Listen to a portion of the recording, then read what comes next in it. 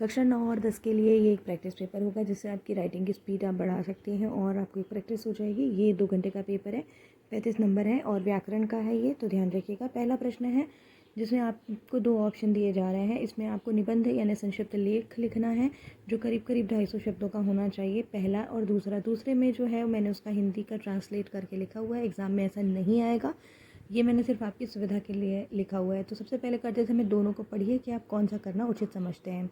दूसरा जो है वो है 7 नंबर का पत्र लेखन, दोनों ही औपचारिक दिए हैं और आप लोगों से अनुरोध है कि आप इसे औपचारिक को ही परीक्षा में अटैम्प्ट करें, उसे लिखें, क्योंकि ये बहुत आसान होता है। इसके लिए फॉर्मेट के ही सबसे ज़्यादा नंबर होते हैं, तो आप दोनों को अच्छे से पढ़ लीजिए। जो भी आपको आपके योग्य लगे, आपको लगे कि आप ये अच्छे से बेहतर लिख सकते हैं, उसमें से एक आपको लिखना है। ये 120 शब्द के अंदर आपको ख़त्म करना है।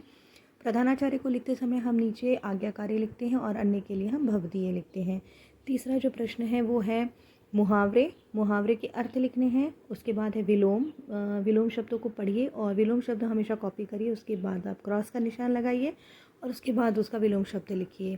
पर्यायवाची में भी आपको शब्द कॉपी करने हैं और उसके बाद उसके दो लिखने हैं। पर्यायवाची शब्द यहाँ मेंशन नहीं है, तो आपको समझ लेना है कि आपको हर एक पर्यायवाची शब्द के 2 पर्यायवाची लिखने हैं, तभी आपको नंबर दिए जाएंगे, अन्यथा नहीं। तो आप पढ़िए, आपको जो उचित लगता है वही उसे करिए। ऑप्शन दिए जाते हैं 10th में आपको 2 में से 1 करना होता है, लेकिन यहाँ आपको सभी करने हैं। फिर है भाववाचक संज्ञा, और भाववाचक संज्ञा में भी आपको शब्दों को पहले अपने नोटबुक में सुंदर हैंडराइटिंग से कॉपी करना है, उसके बाद उसकी भाववाचक संज्ञा बतानी है। आप चाहे तो पेंसिल से पहले सोच कर लीजिए कि क्या हो सकता है। जैसे यहाँ बड़ा है तो आप क्या आपके मन में आता है वो आप पहले रफ लिखिए, मन में सोचिए, उसके बाद ही फेयर करिए।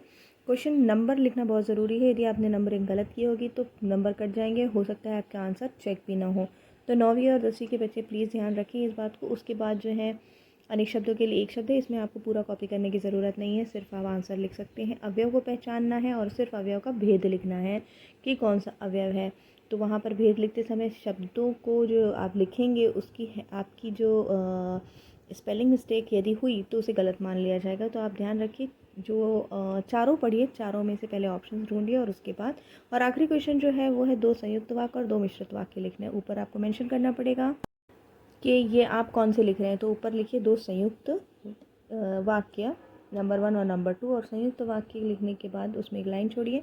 दूसरा लिखिए मिश्रित वाक्य, उसके 2 वाक्य लिखिए और फिर अपना क्वेश्चन पेपर आप रीचेक करिए, रिवाइज़ करिए आपने क्या लिखा है, क्या सही था। स्पेलिंग मिस्टेक से दी है तो ज़्यादा काट पीट किए आपने यदि लेटर राइटिंग में समय, तो उसके ऑटोमेटिकली 1 नंबर कम हो जाते हैं। तो कोशिश करिए लेटर लिखते समय कभी भी कट पिट नहीं होना चाहिए।